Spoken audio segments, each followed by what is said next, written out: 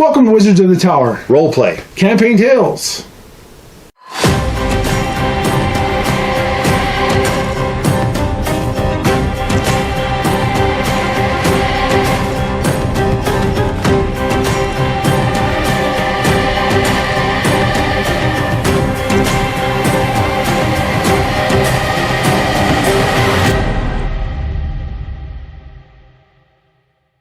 Welcome to Wizards of the Tower. Roleplay. Campaign Tales, where we talk about our campaign, The Never-Ending Winter, Yep. the generic name.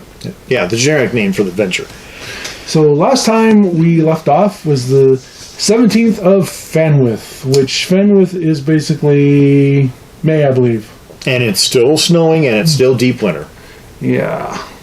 So we're in the village of Ferdbury Lansbury. June. Yeah, June. it'd be June. Yeah. So we're in the village of Ferdbury Lansbury and we're getting ready to leave the next day. Right. But there's some things we need to do. We need a proper sled for Sophie, our bear. Right, because they can't take Thundred's sled. No, because we separate from Thundred at that point. And we leave him there. And of course we pick up Adamir, the witch, Addie. So we need a proper sled. So we buy a sled for 20 gold pieces, which is a proper runners and, a storage area on a sled that Sophie can pull a little easier than just dragging something behind her.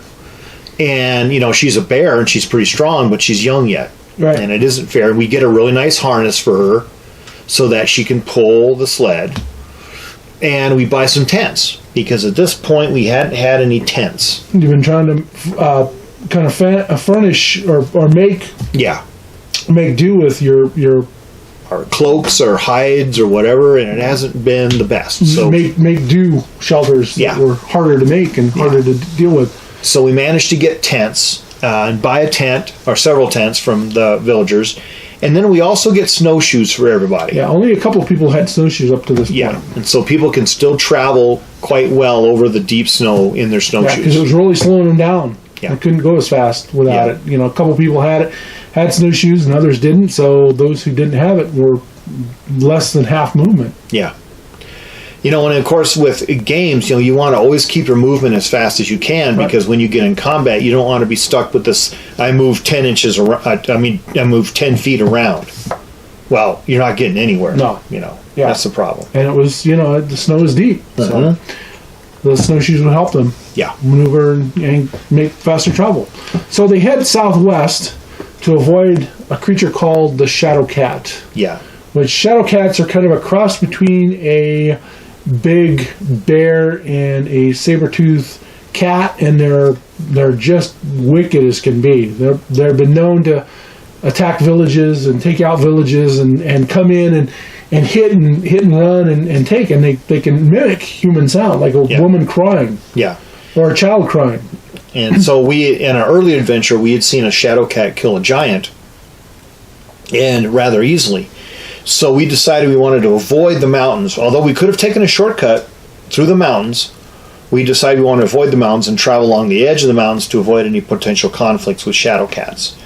Because that's where they're known to live the most. They tend to live in the can mountains. go out other places, but they tend to be in the mountains.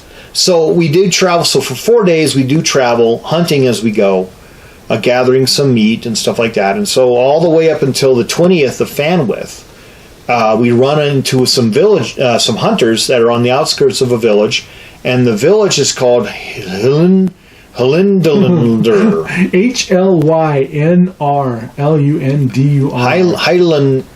Hylendalundr. Hylendalundr.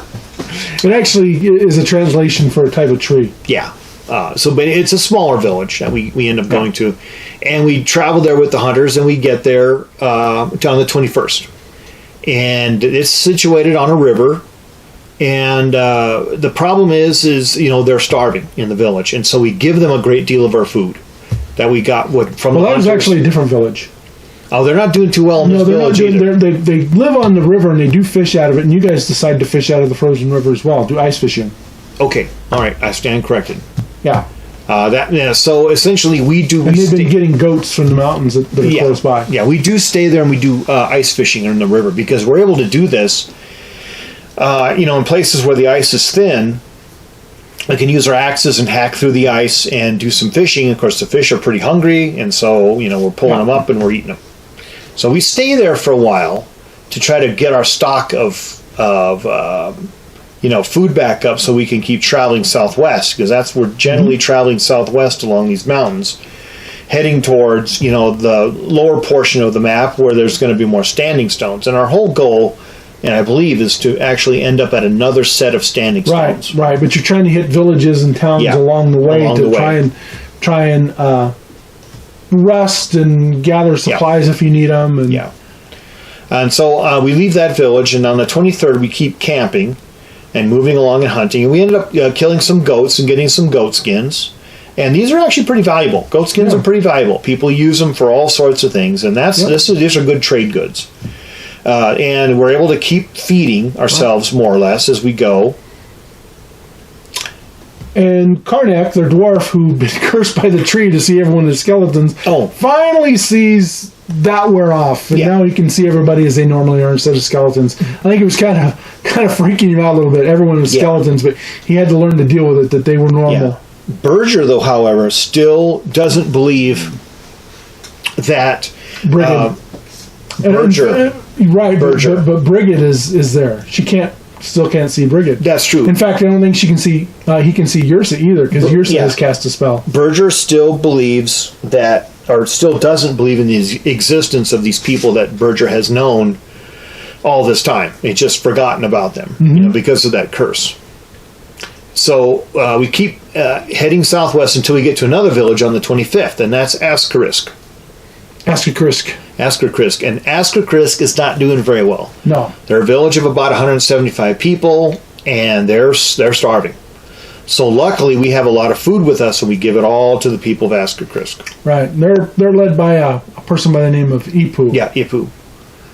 Who's basically he's a hunter. This is basically a woods village. There's not a lot to it. It's a big encampment essentially, and they haven't been having the best luck. They're sort of like hunting and gathering, and because of the endless winter, there's not a lot of game. There's not by a river, so they can't fish, and so we give them most of our food because we've got a lot of fish and a lot of meat. Yeah. And we decide to go ahead and give them everything we have, and we have a big celebration there, a big bonfire and a celebration. They break out the last of the ale, and it really hits us hard then at that time that people are going to be suffering. If this curse of endless winter is not lifted soon, people are going to be really suffering. There's going to be a lot of mass starvation. And whoever is behind this terrible experience of endless winter and starving people out and killing them, is truly evil. They truly want to eliminate everybody in the north and eliminate humanity. Yeah. Eliminate life. And eliminate life in general, sure. Yeah. It's a world-ending event. Yeah. So while we're there then in Asterisk, Karnak, for some inexplicable reason, wants to learn basket weaving. For storage on the sled. To put things in, food in, I guess. Yeah, we could have bought baskets. Now, Karnak doesn't have the skill yet. Yeah. So, in my world, you can retrain skills or feats, but it takes a little bit of time to do that. Yeah. Well, they want to do that in their next level, when they gain a level, is to take a skill of crafting basket weaving. Yeah. So, it'll take time for Karnak to do it, and Karnak will have to practice as they go, making baskets. Well, it's something to do in the evening after we set up. You can sit around the campfire. The rest of us are telling stories or, sharpening our weapons. Hunting, whatever. Yeah. He's over there working on his baskets, getting better and better. So they leave on the 28th. Yeah. And they're at half rations. And that night, they have an earthquake that they feel. They're not sure what it is, but the earth starts trembling and bouncing and rippling. Yeah. And they're not sure what it is. So they have their witch, Adamir, send up Wicked Bird, the raven. Yeah. And the raven can't see nothing. Well, what's the raven going to perceive? Right. The raven just goes around. Right. And it's like, what we think the source of the vibrations in the earth might be some sort of magic or some sort of giant or something stomping their feet or causing this, but Wicked Bird can't find anything. Yeah. So that night, we set into that. They're in a forest. Yeah, we're in a forest. So that night we stay in camp, and then the next day we take off again. But we noticed that the sun's looking a little weird. Yeah, it's very dark. It's very dark. It's not like a regular daytime. It's dark out. And it's not just cloudy. There's some other aspect to it that makes it look a lot darker. And we're not sure what it is. But when we get into out of the forest onto the tundra, we notice that the snow is dirty. Rolf picks up some of the snow and he's like, "Wait, there's snow underneath, and this is ash." Yeah, there's like ash on the snow, and the sky is dark. The snow is dark. It's a huge mystery to us. And they had a second tremor too. Yeah, and that day there was another. And they big could see the trees moving. This time, and shaking and snow falling, and they have the hard time walking because of the earth shaking and trembling. However, we're still continuing heading southwest. Our goal, of course, is a group of standing stones far to the southwest that we're trying to get to. That day, as we're traveling, we hear some singing far in the distance, and we see a figure walking along, and we're not quite sure what it is. We think it might be a giant, but we're not sure. And as we get closer, we see it's not a giant, but it's an ogre. No, it's a troll. It's a troll. It's a trollger. Yeah. Now the troll was actually singing a song. Yeah. And they could their dwarf could actually pick out some of the words. Yeah. And they actually wrote a song, and I don't know who has that song. I think Josh does. Yeah, it was actually posted. I think it was posted in one of their diaries. What the troll was singing, because it was quite fun. But the troll was singing in part giant, part dwarf. Yeah, yeah. And so they could pick out a word here or there. So when we were role playing this, I was actually having the troll. He locks I killed the moose. And so the thing is, in Delaney's world is creatures you meet aren't always evil, and you don't always have to fight them. Okay, our barbarian made her save, so she didn't go into a rage when the moment we saw this troll.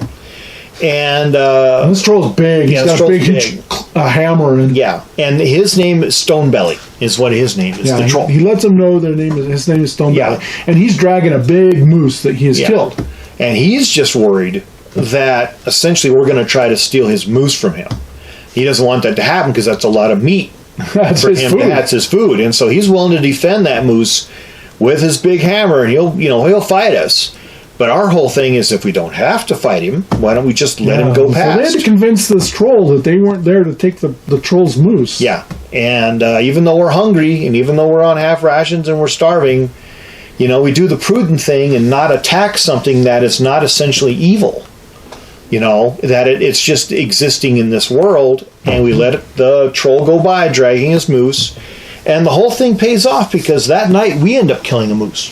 Yeah, they actually their ranger Karnak or hunter can cast the locate animal, and they decide to locate moose. Yeah, and they actually found a moose and took down a moose, and it gave them a lot of meat, hundreds of pounds of meat. And so we have a really great scenario here. We have a bear pulling a sled that we can stack all the meat on. We're not at half rations anymore. We can eat to our heart's content. And still continue to hunt. And still continue to hunt. And still keep traveling southwest. So that's where they end that adventure for the game. And with that, we're going to end this episode of Wizards of the Tower. Role play. Campaign Tales. Don't forget to like, share, and subscribe. And may all your adventures be epic. And keep on rolling. Thanks, folks.